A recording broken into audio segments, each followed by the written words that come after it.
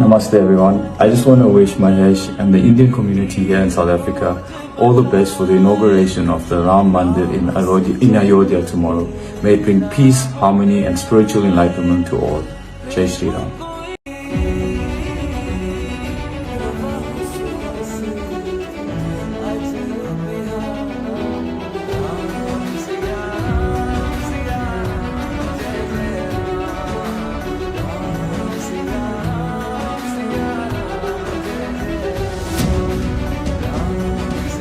मुसलमान कंट्री के लिए, किसी भी मुस्लिम के लिए ये न्यूज़ इतनी बैड न्यूज़ है कि इसको जिस लेवल पे भी इसको कंडेम किया जाए वो कम है, क्योंकि हमारे लिए हमारा जो मज़हब है।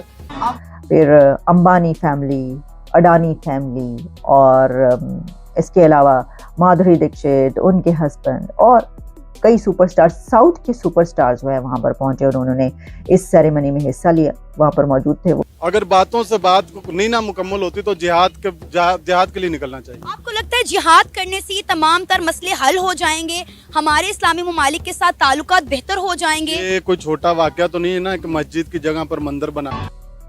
इंडिया की फिल्म इंडस्ट्री के सुपरस्टार्स भी वहाँ पर पहुंचे और उनकी कवरेज इस तरीके से की गई कि जब वो अपने घर से निकले फिर वो एयरपोर्ट पहुंचे और फिर एयरपोर्ट से वहाँ पे उतरे, उसके बाद वहाँ पे वो राम मंदिर के उस जगह पर पहुंचे। ये सब मुसलसल चल। मुकेश जी, आपको कैसा लगा? आपने पूरी प्राण प्रतिष्ठा की सेरेमनी देखी? Very privileged to witness the new age of India. चलता रहा। मुकेश अंबानी ने कहा this is new age of India. कुफार के खिलाफ जिहाद की जाए, उस खानदान की, उस फैमिली की बच्ची से शादी की जाए जो ज्यादा से ज्यादा बच्चे पैदा करे। तो हुक्म ये है कि ज्यादा बच्चे पैदा करें और कुफार के खिलाफ जंग करें, शहीद हो जाएं और आए शहीद हो जाएं। तो हेलो नमस्कार, जय श्री राम। हम मौजूद हैं वरताल धाम राम लाला के जन्मदिन के उत्सव पर। हम लोग यहाँ पर शो हो रहा है, आप देख रहे हैं कि सब कितने जबरदस्त तरीके से फायर हो रहे हैं और यहाँ सारे लोग मौजूद हैं।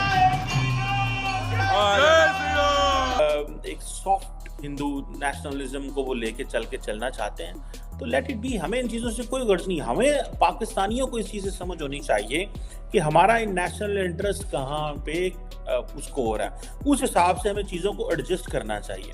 राम जी की यात्रा के लिए निकली हुई हूँ और आप सोचो कि उस टाइम पे तो कोई फैसिलिटी नहीं थी, कुछ नहीं था। राम जी इतने ठंड में, बारिश में, गर्मी में, हर मौसम में वो वनवास को काटते रहे, उनसे प्रेरणा मिली है, तो इसलिए 1400 किलोमीटर दूर में आई। What was your experience like? पहले तो जय श्री राम। आपको भी जय श्री राम, जय Shri Ram. It's truly overwhelming and I'm so glad that I'm here in person to experience this. हमारा ईमान है हमारा कि एक दिन आएगा जब इस पूरी दुनिया के अंदर सिर्फ इस्लाम का झंडा लहराएगा और जिहाद होगा, ये कुफार इस दुनिया से मिटेंगे।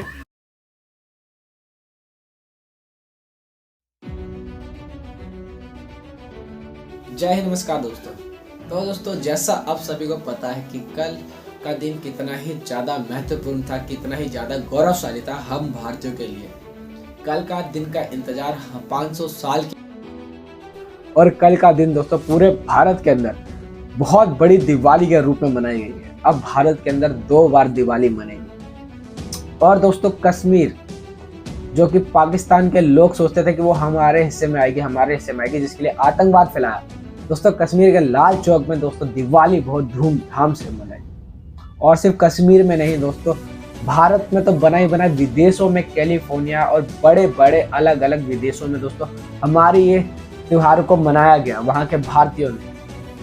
और रैलियां निकली, काफ़ी सारी गाड़ियाँ। मतलब कल का दिन काफ़ी ज़्यादा महत्वपूर्ण था हम भारतीयों के लिए। और जिसे देख के दोस्तों पाकिस्तान के अंदर तो मिर्ची लग गई होगी कि भारत में जिस राम मंदिर को बनाने के लिए इतने टाइम से लड़ाई हो रही है, वो फाइनली मंदिर बन गया और प्राण प्रतिष्ठा हुआ। और काफ़ी सारे सेलिब्रिटीज़ भी आए थे उसके अंदर, काफ़ी बड़े बड़े उद्योगपति भी आए थे। बहुत ही ज़्यादा कल का दिन बहुत ही ज़्यादा अच्छा गया। तो दोस्तों आइए देखते हैं कि पाकिस्तान मीडिया इसके ऊपर क्या कहती है। पर इसका इफ्तिताह किया गया राम मंदिर का। दुनिया भर से भारत को मुबारकबादें आ रही हैं कि आपकी सदियों तक लड़ने वाली लड़ाई जो थी वो अपने अख्ताम को पहुंच गई है। बाबरी मस्जिद की जगह राम मंदिर का इफ्तिताह कर दिया गया है। अब खबर सब निकल कर सामने आई है कि न्यूयॉर्क में टाइम स्क्वायर पर 1 घंटा जो इफ्तिताही तकरीब थी राम मंदिर की वो मुसलसल दिखाई गई और उनके भगवान राम की तस्वीरें भी चलाई की। और आपको पता है कि यहाँ तक कि दुबई के बुर्ज खलीफा पर उनके भगवान राम के जो है विजुअल चलाए गए हैं। अगर हम बात करें 14 अगस्त की, तो 14 अगस्त पे आपको याद होगा बुर्ज खलीफा पर पाकिस्तान का झंडा नहीं लगाया गया था, लेकिन 15 अगस्त को इंडिया का झंडा लगाया गया। लेकिन आज क्या हुआ है, आज उन्होंने बुर्ज खलीफा पर अपने भगवान राम की तस्वीर चला दी है। क्या कहेंगे? सबसे पहली बात तो ये कि ये जो इस्लाम के ठेकेदार बन के बैठे हैं अरब ममालिक, उन्होंने क्या मज़ामत की है।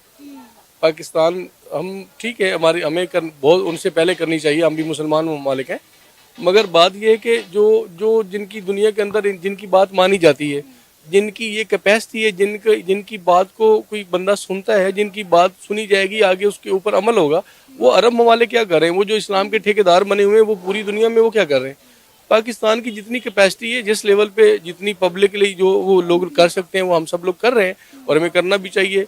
ये अल्लाह का हुक्म है। और सबसे बड़ी बात पता क्या है, असल में हम अपनी उस पे असल चीज़ों पे चल नहीं रहे। अल्लाह के प्यारे हबीब का हुक्म है, हज़रत मोहम्मद सल्लल्लाहु अलैहि वसल्लम का, कि कुफार के खिलाफ जहाद की जाए, उस ख़ानदान की, उस फैमिली की बच्ची से शादी की जाए जो ज़्यादा से ज़्यादा बच्चे पैदा करे। तो हुक्म ये है कि ज़्यादा बच्चे पैदा करें और कुफार के खिलाफ जंग करें, शहीद हो जाएं और आए शहीद हो जाएं। तो हम तो ऐसा नहीं करते, हम तो बल्कि यहाँ पे तो हमारी बेस ही गलत है। हम तो ये चाहते हैं कि 2 से ज़्यादा बच्चे नहीं होने चाहिए। हम तो अल्लाह की चीज़ों में तो हम खुद रुकावट बने हुए हैं। और फिर कैसे हम मज़ामत करते हैं? हम तो इतने हमारे ज़मीर मुर्द हो चुके, कैसे मज़ामत करेंगे बताएं मुझे। सर आप ये देखिए ना कि Islamophobia all over the world बहुत ज़्यादा फैल चुका हुआ है। अगर आपने बात की इस्लामी ममालिक की जो इस्लाम के ठेकेदार बने हुए हैं, हम कहते हैं सऊदी अरेबिया, दुबई, तुर्की, ईरान, ये पाकिस्तान से ज़्यादा इस्लामिक कंट्रीज़ हैं। लेकिन आप ये देखिए कि इनका झुकाव इंडिया की तरफ कितना ज़्यादा है। अब ये कोई छोटी बात तो नहीं है कि 14 अगस्त से पाकिस्तान का झंडा नहीं लग रहा, लेकिन बुर्ज खलीफा पर आप राम की जो है तस्वीरें लगवा रहे हैं, उनके विजुअल लगवा रहे हैं। अच्छा, कुछ लोग ये भी कह रहे हैं कि ये फेक चीज़ है, ये प्रोपेगेंडा है, लेकिन पूरे मीडिया में ये खबर भी नशर की जा रही है। अगर पूरे मीडिया में खबर नशर है तो किसी अरब ममालिक के किसी जिम्मेदार, किसी अहदेदार ने इसकी मजम्मत की? बिल्कुल भी इसके ऊपर किसी ने बात की कि जनाब ये गलत प्रोपेगेंडा है, हमारे मुल्क में ऐसा कुछ नहीं हुआ? इसका मतलब है वो खामोश बैठे हैं, तो वो तस्दीक कर रहे हैं इस बात की कि ऐसा कुछ है। तो असल बेसिकली हमारे था राहुल कंवल जो हैं वो he was speaking with Mukesh Ambani और उनकी बेगम, आई थिंक निधि उनका नाम है शायद, एंड उनसे पूछा गया कि आप कैसे देख रहे हैं आज के दिन को, तो मुकेश अंबानी ने कहा this is new age of India. So question ये है कि बहुत सारे लोग जो हैं अच्छा एवरीवन, आप पूरी मीडिया को देखें तो आपको पता चलेगा तमाम सेगमेंट्स ऑफ द सोसाइटी वहां पे पहुंचे हुए हैं। वहां पे क्रिकेटर भी पहुंचे हुए हैं, सचिन तेंदुलकर भी वहां पे थे, वहां पे मोदी साहब की पार्टी के लोग भी थे, वहां पे बॉलीवुड के लोग भी थे। और वो मैंने देखा कि जब उसके बाद क्या नाम है इनका, अमिताभ बच्चन साहब भी वहां पे थे। सो प्राइम मिनिस्टर मोदी और उनकी पार्टी ने एक बहुत ज्यादा कंट्रोल जो है वो एक उनका कंट्रोल है सिस्टम के ऊपर। नॉर्मली ऐसे होता नहीं है, लेकिन इंडिया के अंदर देयर इज ए कंट्रोल, उनका कंप्लीट कंट्रोल है। बॉलीवुड भी नरेंद्र मोदी की बर्थडे आती है तो सारे का सारा बॉलीवुड खड़ा हो जाता है। जनाब शाहरुख खान, सलमान खान, फलाना खान, ये वो सारे के सारे, ठीक है जी, कंगना रनौत भी वहां पे आई हुई है, अनुपम खेर, ये सारे के सारे लोग खड़े हो जाते हैं। सनी देओल, अक्षय कुमार, वो तो मोदी साहब के वैसे ही बड़े दोस्त हैं, उन्होंने पिछले इंटरव्यू भी किया था मोदी साहब का।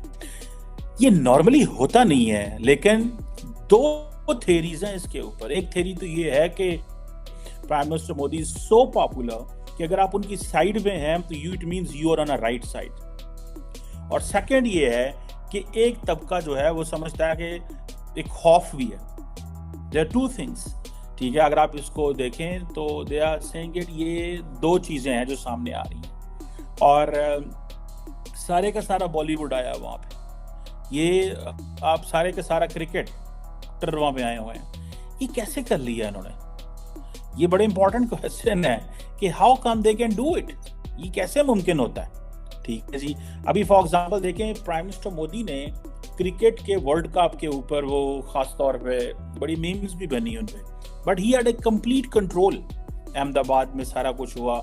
अब बीजेपी ने वर्ल्ड कप, नरेंद्र मोदी, फिर आपको याद होगा कि वो एंथनी अल्बाने जो ऑस्ट्रेलियन प्राइम मिनिस्टर, वो आए थे और उनका एक मैच भी हुआ था।